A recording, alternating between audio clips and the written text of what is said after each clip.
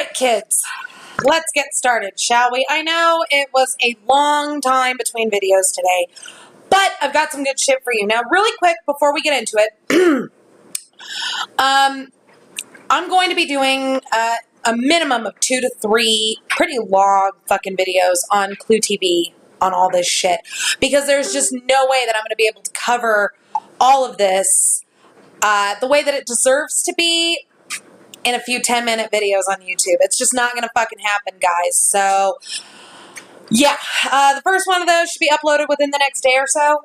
So, just to let you know. Alright, let's get into this. You're going to love some of the shit that I found. Alright.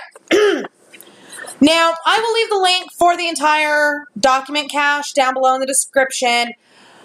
Just keep, if you need to, take notes while we're going through. You're going to see this shit. Okay, so on page 23, this is Deputy Schultz, who says that he searched an area in the town of Brillion. He searched an area there, namely the sand pits located in the north side, owned by Dave Jeanette and Company. Why would he be investigating some sand pits on the 4th of November, the day after Teresa Halbach's reported missing? She's not even reported dead yet. She hasn't even been gone for a full 24 hours. She's not been missing for a full 24 hours yet. Why are they already looking in sand pits?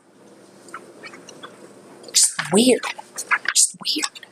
Okay, to keep going. And pardon the shitty quality of this video. My fucking lights are doing something weird, so it's making the video kind of grainy. I apologize. All right. Dietering. Dietering here he's checking on her bank accounts, on her credit cards and whatnot. And he calls Bank One about a credit card, and the representative tells him that that specific card had not been activated yet. But Miss Helpful from Bank One did tell him that there was another card that was active with a $1,000 credit limit, of which $246 in credit was available. Weird.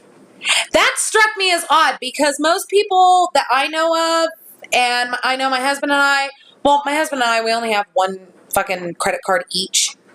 The rest of it's through our bank account. Credit cards are the devil. But most people that I know, like my brothers and my sister and like that, if they have multiple credit cards, they're from different companies. They're from different banks. They're not two from the same bank. So that makes me wonder, did she get a card for somebody else to be able to use? Just a question. Just a thought. All right, now, they did talk to Bradley Check, which is awesome. It's awesome. It at least shows that they did some due diligence. However, we're going to get into that in a minute, because I'm like... So they did talk to Bradley Check, and to the person who climbed up my ass when I pointed out that she was dating Bradley Check, there's no evidence that they were dating. Fuck you. All you gotta do is look at the fucking pictures. It was clear that they were at least banging, if nothing else. Now, he says here, Bradley says here that he called her on November 3rd and he found her voicemail to be full. He stated that after a couple of rings, the phone transferred to an automated voice message and not her personal greeting. He then says that he, Nicole Sanger, and Teresa did a lot of three-way calling. Why? Okay, first of all, isn't Brad, like, at this point in time, isn't he, like, in his mid-30s? And Teresa's in her mid-20s. What the fuck? I haven't done a three-way call. I haven't done a party line since, like, junior high. What the fuck are you doing a three-way call in your mid-30s? Or was calling the only thing they did three-way? Just saying, it's a little weird. It's a little fucking weird. Okay, and then he goes on that he and Teresa were involved in a sexual relationship a long time ago. His classification of a long time ago is they started dating at the beginning of 2005. This is in November of 2005 that he's saying this. No, sir, that's not a long time ago. See, a long time ago indicates years. This is a few months. It's fairly recent, you fuckhead. And here's what a lot of other people don't tell you. At the time that, Bradley and Teresa started doing their thing, Brad was fresh out of a fucking divorce that his wife had put a restraining order on him for. The more you know. He also says here that Teresa mentioned to him that she had slept with her roommate, Scott. Now, I don't know how reliable that is, because I know a lot of assholes will say, oh yeah, well, she was sleeping with everybody. But if it's true, hi, Ryan Hilligoss's motive. Of course he's going to be pissed off it was his best friend and his ex-girlfriend. That's a motive right there. That is motive. Point number one. Okay? All right. Moving on. Then we've got here on page 68, we've got Anna Knutson, who states to police that on Tuesday morning she had seen a female fitting the description of Teresa on the highway taking photographs of cows. So she saw her, according to Anna Knutson, she will swear on a stack of Bibles that she saw Teresa Halbach on November 1st. One full day after the last time she was seen alive. Which means that she would have left not only Stephen Avery's house, but George Zipper's as well. Which takes both of them off the suspect list. Fuck you, Fossbender. Gets better. This was the report of Wendy Baldwin. Wendy states here that at approximately 14:30, that's military time, that's about 2:30 in the afternoon, she was assigned to Sergeant Brian Knack of the Manitowoc County Sheriff's Department to conduct a search at Stephen Avery's house. However, in page 72, the report of Mark Wiegert, he states that at 11:45 hours, which is 11:45 in the morning, he was advised by Sheriff Poggle that the scene would be turned over to Calumet County. So if the investigation was officially turned over to Calumet County, why was a Calumet County Sheriff's deputy assigned to a Manitowoc County Sheriff's deputy? Why was Manitowoc County still in control? Huh? Check it out. All you gotta do, it's page 68 and page 72.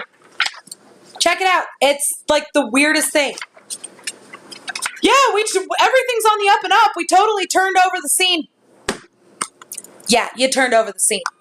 Warning, bullshit alert. My ass. Okay, let's see. This is page 81. This is the supplemental report of Kelly Sipple, Lieutenant Sipple. She says down here, behind the light blue house, we observed 4 garbage cans. She's talking about the burn barrels behind Barb Janda's.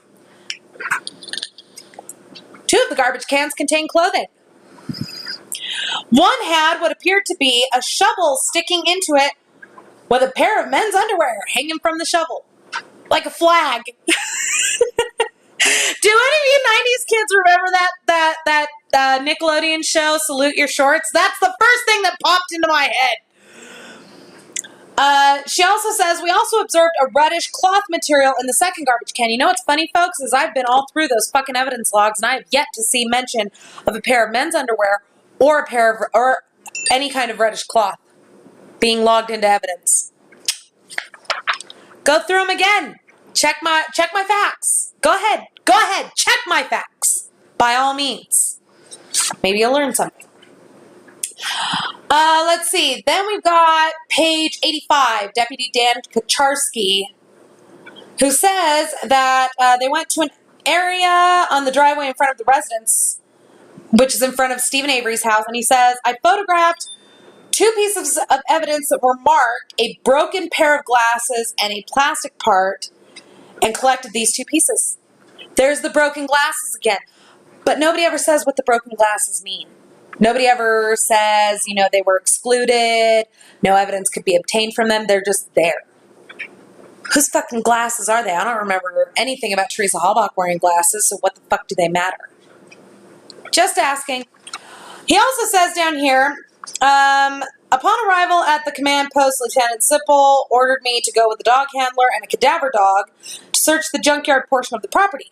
The rest of my time on duty was spent in this search. The dog had interest in 2 spots in the junkyard. Check this shit out. 2 spots in the junkyard, the intersection of the conveyor system in the southwest corner and a tall weeded area on the northwest corner of the lot. These areas I marked for further investigation. I don't remember shit about those 2 areas. Anywhere in the report so far, anywhere in the case file. This is the first I've heard of it. Why? What the fuck? Now, if they had cleared it, no viable evidence, whatever the fuck, fine. But they're supposed to document that. There's no documentation anywhere. None. None that I've seen. Not yet. If you know, by all means, leave a comment. I'm happy to learn. All right. Final page number 91. This is the statement of Bobby Dassey, who originally had said something along the lines of Teresa. They asked him what she was wearing, and he said a long, dark coat, like a knee-length coat, and slacks. But in this statement to police, he says she was wearing a dark-colored waist-length coat. Why, Bobby? So, yeah, folks, this is a very interesting document. I've got a lot more pages to go through over here, guys. I've got a ton of stuff that I have to go through, and I'm like barely this far in. It's fucking insane. So, don't forget to subscribe to me here on YouTube. Don't forget to follow me on Twitter, MamaPhoenix6.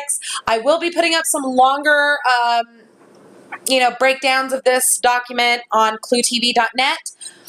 The $3 charge is still there. The introductory price is still there. I'm going to give it until next Monday, and then we're going to up the price a little bit. So, for all of you that want to get in on that introductory price, you'll lock it in for a full year. And, yeah, don't forget to go to Facebook, look up Clue TV Official. Thank you all very much for watching, and we'll see you soon.